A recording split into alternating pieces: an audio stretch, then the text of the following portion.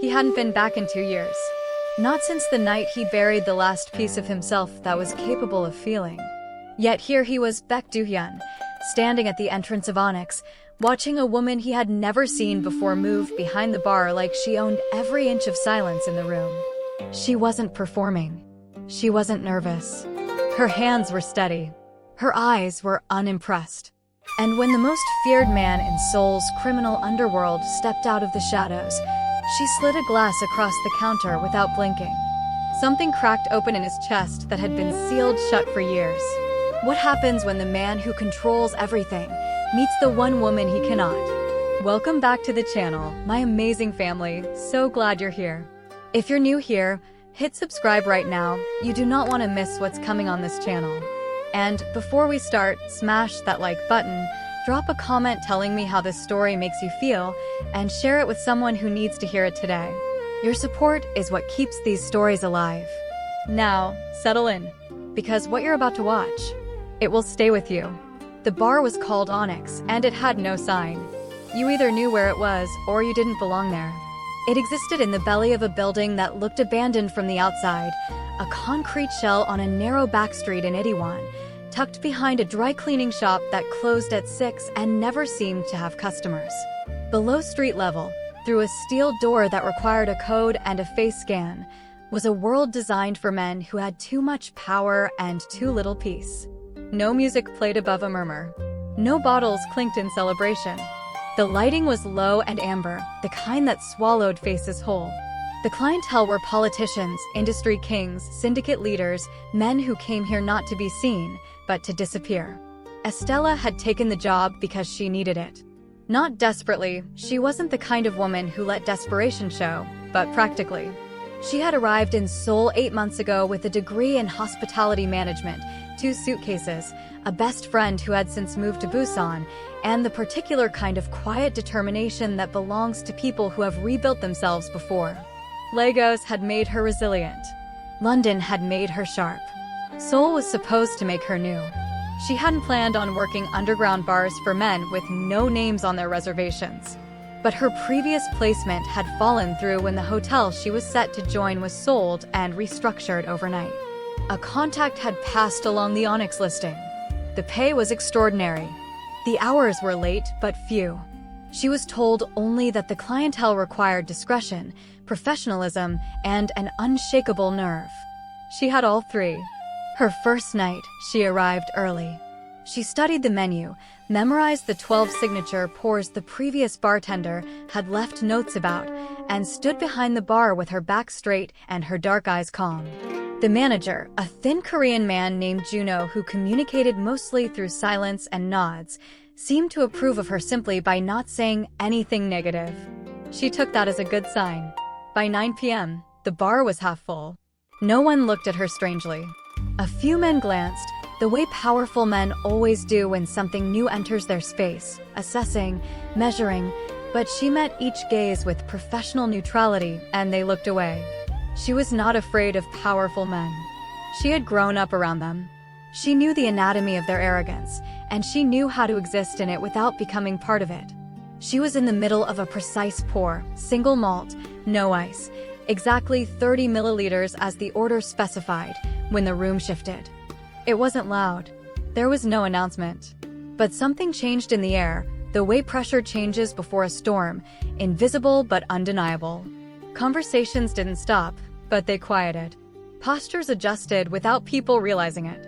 Even Juno, who had been moving between tables with the ease of long practice, stilled for just a fraction of a second, and in that fraction, Estella looked up. He came in from a side entrance she hadn't noticed before. Baek Do-hyun. She didn't know his name yet. What she knew was the way he moved, not like he owned the room, because men who truly owned rooms didn't need to move like that. He moved like the room had always been his and he'd simply returned. Black suit, no tie, the collar of his shirt open, exactly 1 button. Broad through the shoulders in a way that wasn't performed, it was structural, the architecture of a man built for impact. His jaw was sharp, his face unreadable, and his eyes, dark and still as a closed lake, swept the room once in the way that spoke of someone cataloging exits and threats before comfort. He chose the far corner booth. Alone. Juno materialized beside him within seconds and murmured something. Do-hyun didn't look up from whatever internal calculation he was running. He said 2 words. Juno nodded and turned toward the bar. Black Label, Juno said quietly to Estella.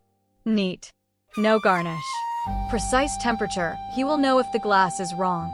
Estella raised a single brow. What's the right temperature? Room. Exactly room. Not touched by ice, not warmed by hands. She nodded once and turned to prepare it with the same focused efficiency she gave every order. She selected the correct glass, heavy-based crystal, wiped clean, untouched by any cloth that carried residual heat, poured the measure without hesitation, and placed it on a small tray. She carried it herself. She crossed the room without hurrying, without slowing, her heels quiet on the dark hardwood. She was aware of him watching her approach, the way you are aware of something heavy in your peripheral vision, a gravity you don't look directly at. She placed the glass on the table with a soft, precise click. Looked up. He was already looking at her. Not the way men in bars usually looked at her, measuring curves, projecting intentions. He looked at her the way someone looks at something they can't immediately classify, something that doesn't fit the system they use to organize the world. His expression didn't change. Not 1 millimeter of that jaw shifted. She met his gaze for exactly 2 seconds. Then she said, anything else? Calm, clean, professional. He said nothing. She turned and walked back to the bar. Behind her, she did not see the way his hand, which had been resting loose and relaxed on the table, slowly curled into a fist. He stayed for 40 minutes. He did not order again. He did not speak to anyone. When he left the way he came, through the side door, without looking back. Juno appeared beside her almost immediately after. You served him well, Juno said, and for him, that was a speech. Estella lined up the next order without answering. But later, alone in the small staff room pulling on her coat, she thought about those 2 seconds. About eyes that dark, that still, and whatever it was that had moved behind them when he looked at her, just once, just briefly, like something waking up that had been very, very asleep. She told herself it didn't matter. She was wrong. 3 nights passed before he returned. She had worked each of those nights with the same composure, serving men who communicated mostly through eyebrows and who tipped in amounts that made her blink. She had learned the room's rhythms, its unspoken rules.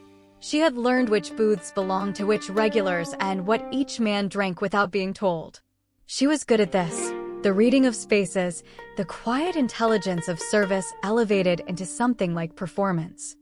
When Do-hyun came back on the 4th night, she felt it before she saw him. That pressure shift again, that recalibration of the room. She was already reaching for the black label before Juno could cross the floor.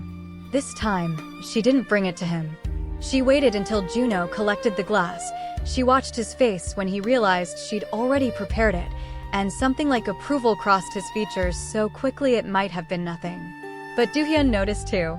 Somehow, across the length of the room, through the amber low light and the murmur of quiet conversations, she felt his attention land on her the moment Juno set the glass down. She didn't look up.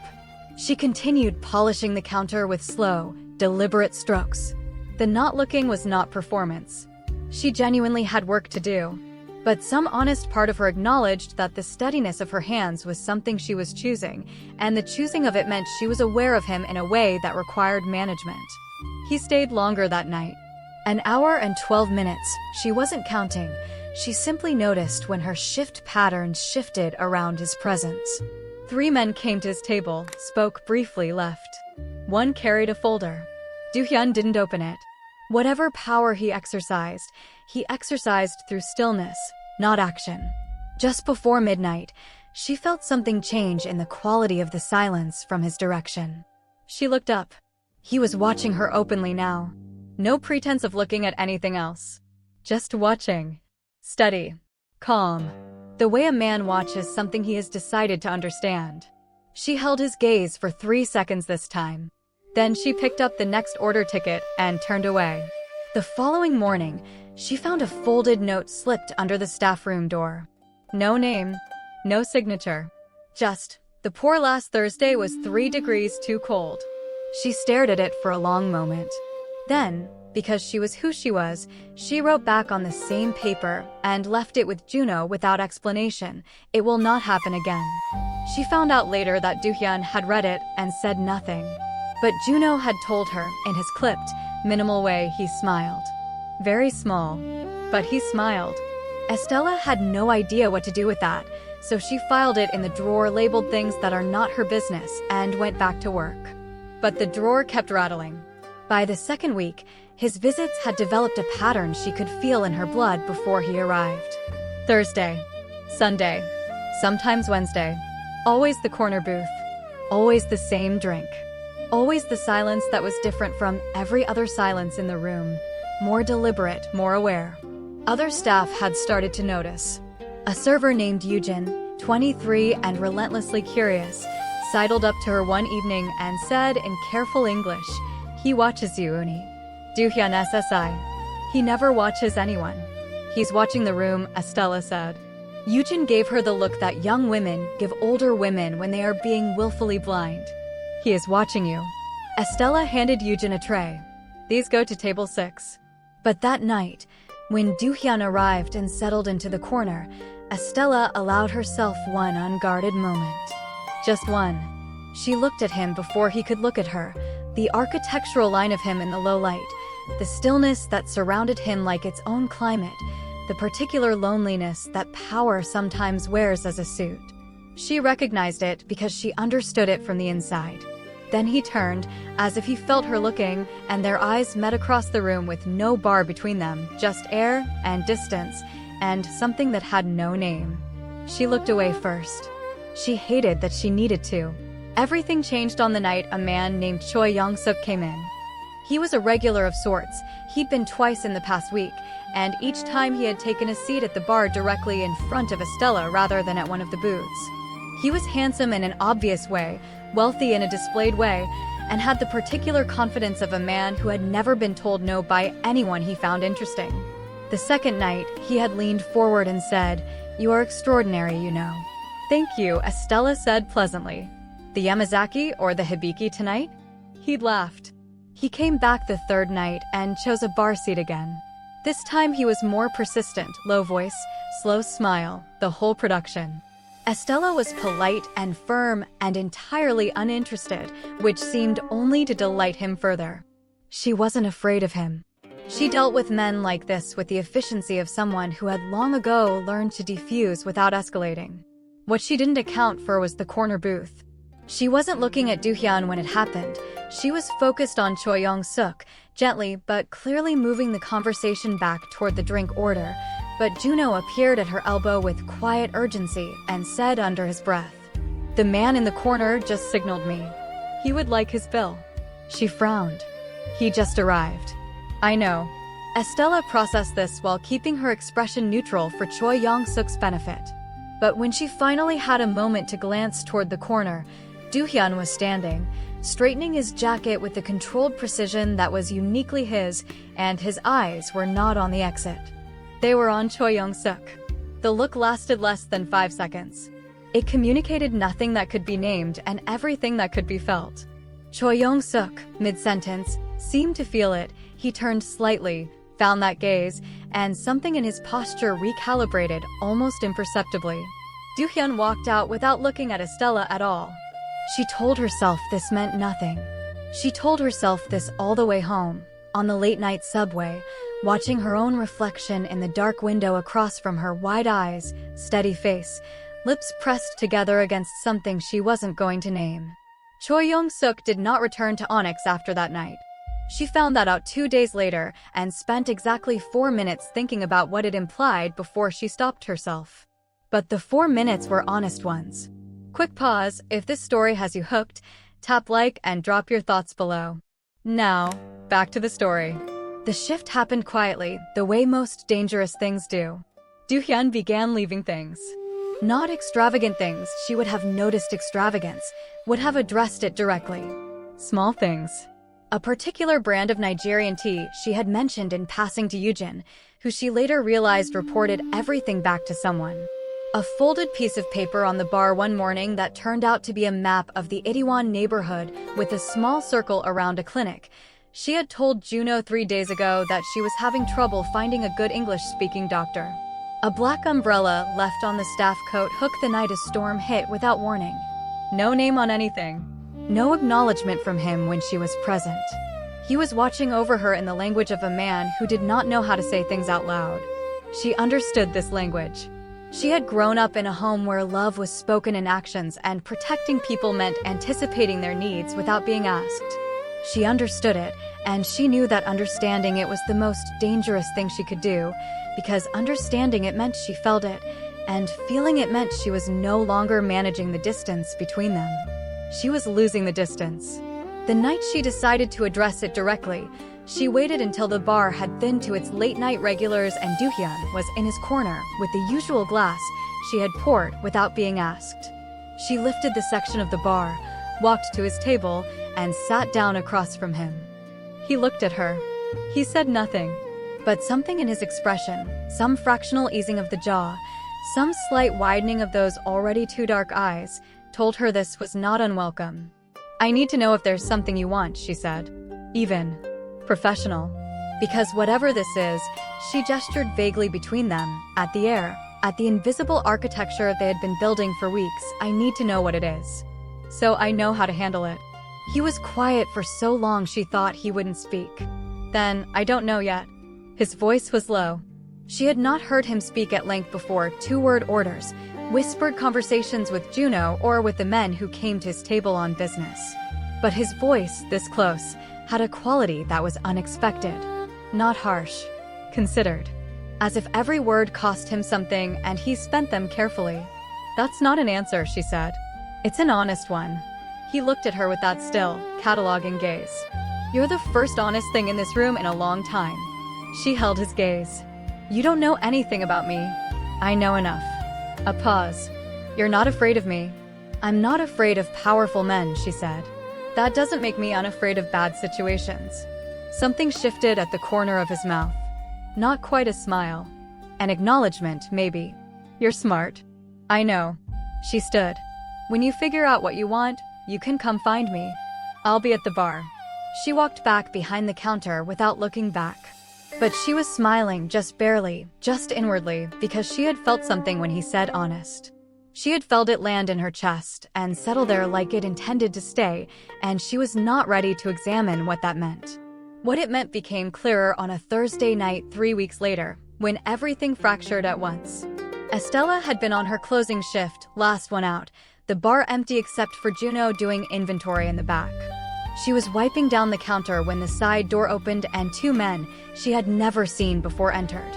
They were not Onyx regulars. Their energy was wrong-edged, aggressive, carrying the specific tension of men with instructions. One of them said something in Korean she didn't fully catch. The other moved toward the bar. "You're the Nigerian woman," he said in English. Accented, deliberate. The new one. Something cold moved through her chest. She kept her hands on the counter. Kept her face neutral. Bars closed. "We're not here for a drink." He smiled the way people smile when the smile is actually a warning. "We have a message. For someone who comes here often. We thought perhaps you'd be willing to deliver it." "I don't deliver messages," she said. "I pour drinks." The second man moved, not toward her, but to the door, blocking it. Estella's heart was hitting hard against her ribs, but her hands did not shake. She had reached, without showing it, for her phone beneath the counter. She never got the chance to use it.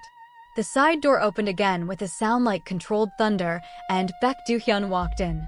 He took in the room in 1 second. The 2 men. Estella's face. The blocked exit. His expression did not change, but the air in the room became something that had edges. "Jang," he said, just that one word, just a name, directed at the man nearest the door. The man called Jang went still in the way a flame goes still when someone's hand approaches it. Do-hyun stepped further into the room. He did not raise his voice.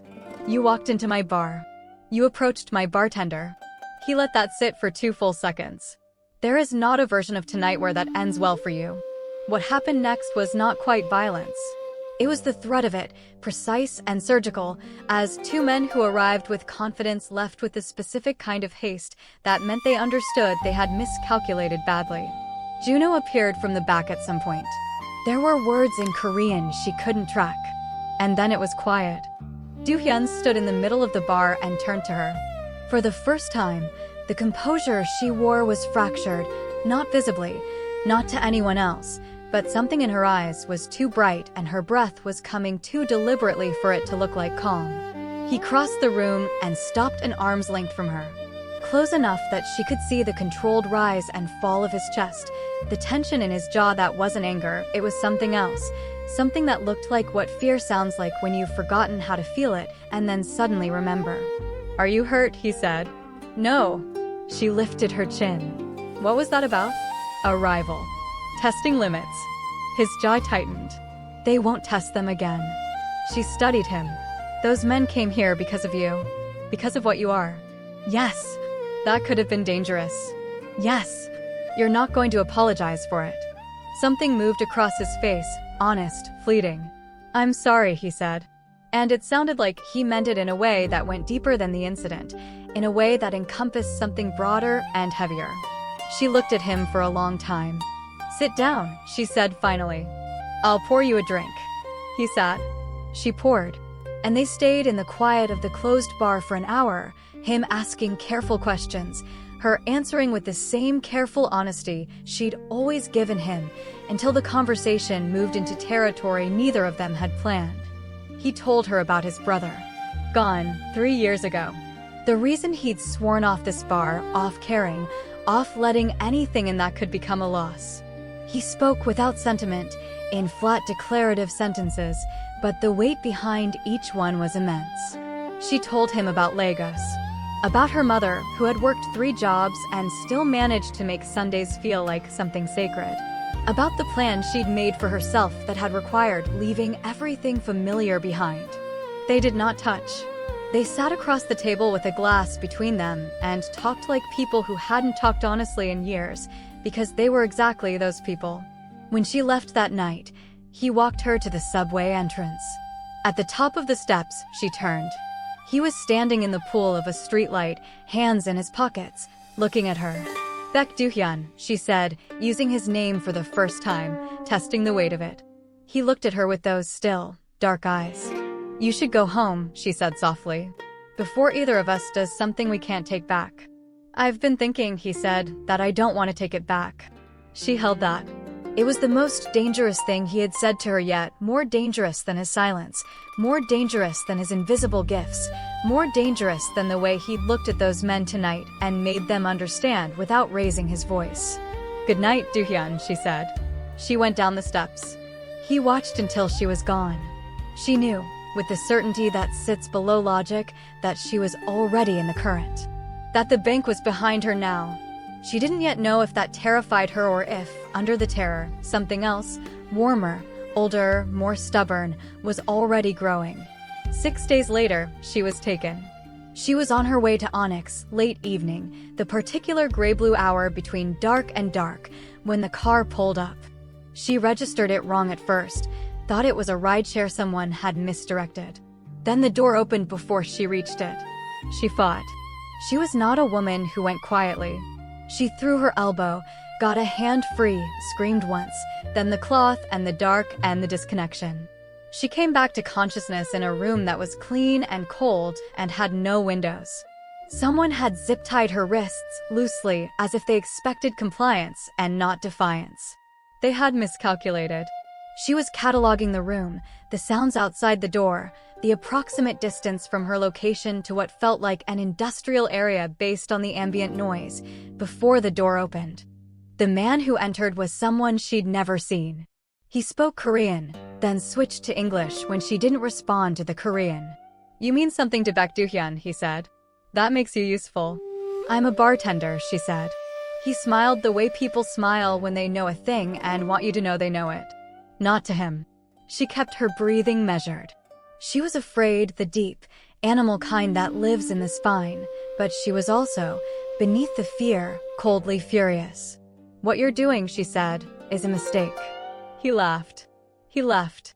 What happened in the next 4 hours, she would piece together later from Yujin's tearful account, from Juno's clipped summary, and from the look on Do-hyun's face when he finally found her, which was not a look she had ever seen on him before, and which communicated, without words, in a language that needed no translation, that he had spent those 4 hours in a state she could only describe as undone. He had turned the city inside out. He had called in debts, pressured connections, threatened consequences that his rivals took seriously because they knew him to be a man who was controlled, and a controlled man suddenly unchained is the most dangerous version of any person. The men who had taken her had made the same mistake the men in the bar had made. They'd assumed she was leverage.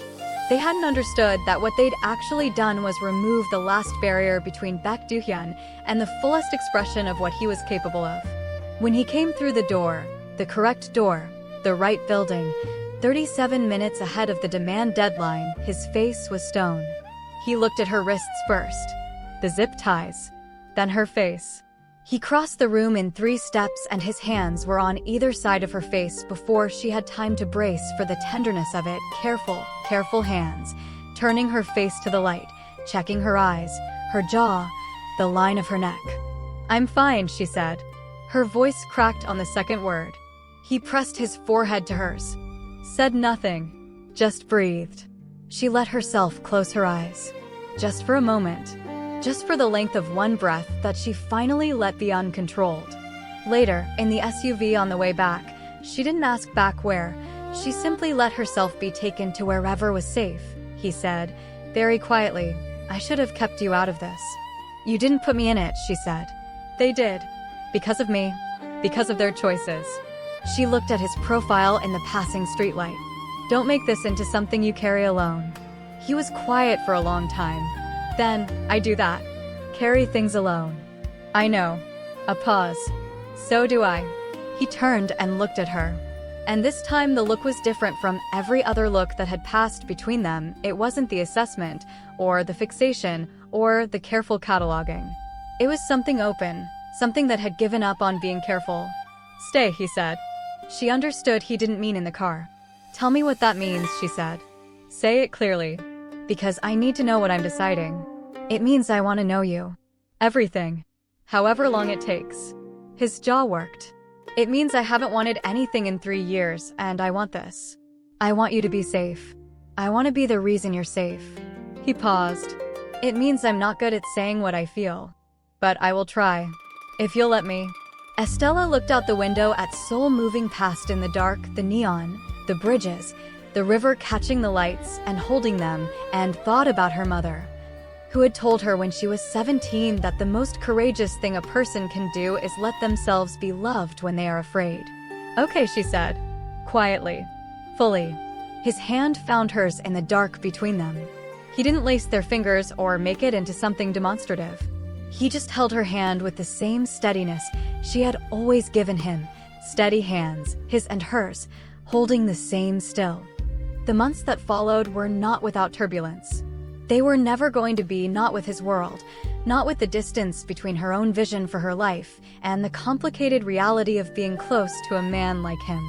There were arguments, real ones, about the way his world pulled at the edges of her safety, about the moments when he went silent and became unreachable, about her own stubborn insistence on independence that sometimes read to him as rejection. But there was also this: he showed up. Every time she thought he might retreat into the cold distance that had defined him before her, he came back. He called when he said he would. He learned her coffee order and the name of the professor at Seoul National who had agreed to let her audit a business course she was interested in. He told his people, quietly, clearly, in ways that were not public but were known, that she was not to be touched, not to be used, not to be approached without her explicit consent. He dismantled his rival's operation. Not violently, methodically. The way a man with patience and resources and the long view takes apart something that threatened the person he loves. It took 4 months. He didn't tell her until it was done. When he told her, she was in his kitchen. She had a key by then, had her own drawer, her own corner of the closet, making tea in the way she learned from her mother.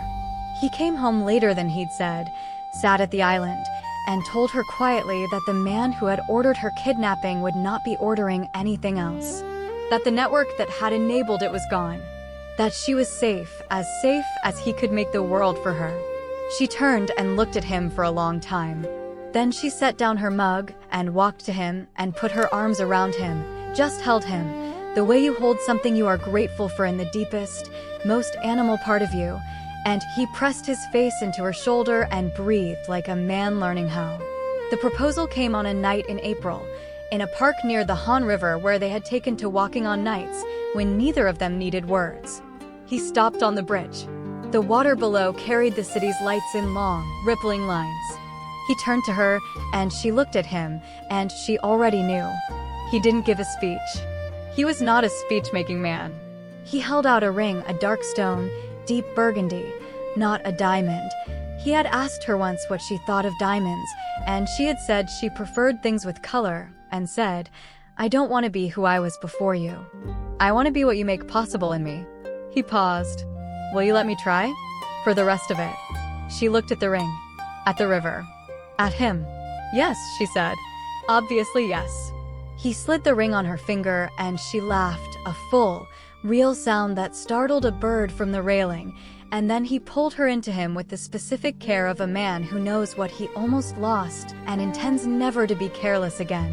They married in late autumn, in a ceremony that was small and private and contained everything that mattered. Her mother flew in from Lagos. Juno attended and wept in the deeply dignified Korean way, still face, wet eyes, looking directly forward.